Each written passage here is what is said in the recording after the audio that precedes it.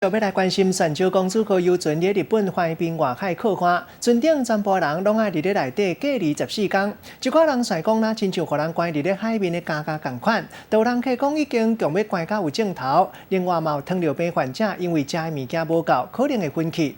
船顶算算的拢总20个台湾人，其中有出名魔术师陈日升。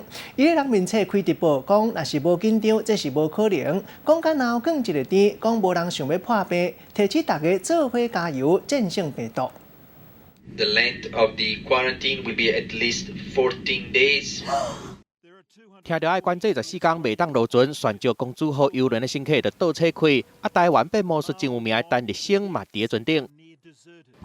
那在基隆港下了船的时候，必须讲，这时候老翁还没有确诊，所以根本没有人知道。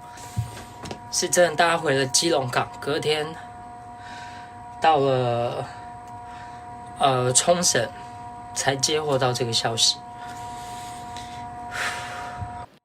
陈日升伫人面册顶的报平安，哪讲哪吐大气，看会出来压力真大。那我必须坦白跟大家讲，你说不紧张是不可能的。陈日升讲，所有乘客拢爱踮伫房间内底，3顿工作人员会送到房间门口。伊佫讲，无人愿意破病，嘛怨叹病毒真无情。When we got into Japan, they were not letting us off the ship. So Japan authorities came on, did testing. 美国一对翁仔某嘛伫船顶袂当落来，根据因翕的相片看会出来，因两个进前落船，有去过圆山大饭店、甲中正纪念堂。We have not eaten since 7 p.m.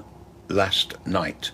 I'm a diabetic and I'm insulin dependent. If I do not receive food soon, I will be in a diabetic coma. What do? We could jump overboard, but it's a bit cold.